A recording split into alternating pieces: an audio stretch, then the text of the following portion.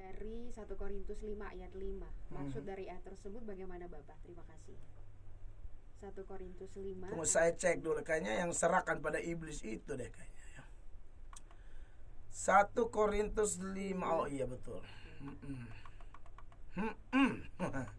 1 Korintus 5 ayat 5, orang itu harus kita serahkan dalam nama Tuhan Yesus kepada iblis sehingga binasa tubuhnya, agar rohnya diselamatkan pada hari Tuhan.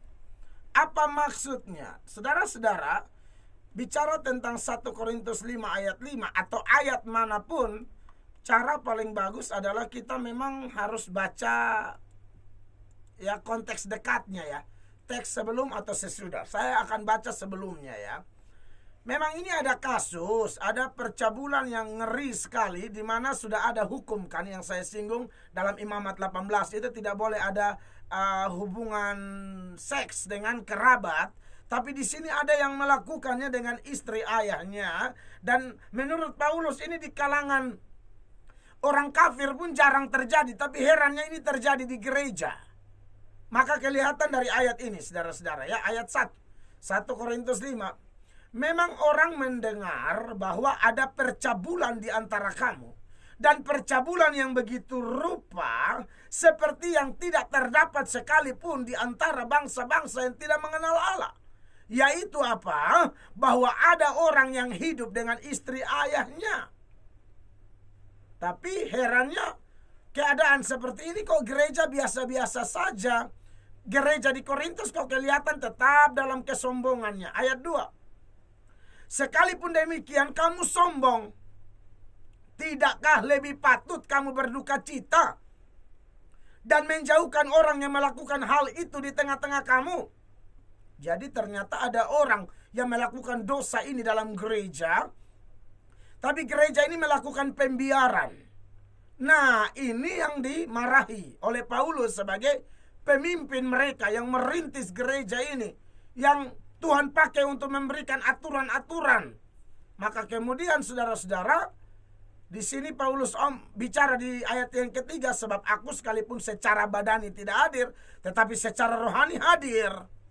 Aku sama seperti aku hadir, telah menjatuhkan hukuman atas dia yang telah melakukan hal yang semacam itu. Ya, bila mana kita berkumpul dalam roh, kamu bersama-sama dengan aku dengan kuasa Tuhan, kuasa Yesus Tuhan kita. Lalu ayat 5 itu muncul. Nah, ini apa? Pengertian orang itu harus diserahkan dalam nama Tuhan Yesus kepada iblis.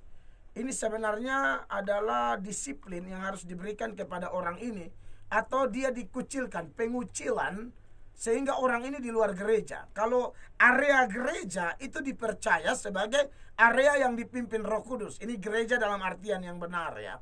Itu dipimpin oleh Roh Kudus, dikendalikan oleh Tuhan. Sedangkan kalau dikucilkan, maka itu dianggap area yang dikuasai oleh iblis. Jadi jangan Anda berpikir ayat ini seolah-olah ada pemaksaan dia diikat, dikorbankan kepada setan. Begitu, bukan. Dikucilkan dari gereja. Ingat, area di luar gereja itu diartikan sebagai daerah kekuasaan iblis. Ya, jadi maksudnya ini didisiplinkan dulu. Tapi kalau ada ungkapan supaya rohnya diselamatkan pada hari Tuhan, jadi sebenarnya ini hanya pendisiplinan, tapi tentu ada harapan untuk dia bertobat. Makanya dikatakan rohnya diselamatkan. Ya, jadi ini memang harus dilakukan oleh gereja. Sudah tahu pelayannya kurang ajar, kita paksa kasih melayani, nah itu bahaya. Harus diistirahatkan dulu, suruh tenang. Bahkan pendeta sekalipun, kalau mulai aneh-aneh, jangan paksa berkhotbah terus.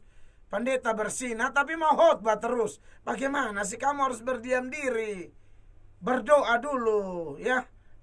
Orang tuh nakal baru jadi pendeta. Ini sudah jadi pendeta baru mulai kasih tunjuk dia pun nakal-nakal ya. Pegang orang punya istri, cubit, ramas. Lu pikirin toko roti kok, ramas. Ya, ada pendeta-pendeta tertentu yang ramah, rajin jamaah ya.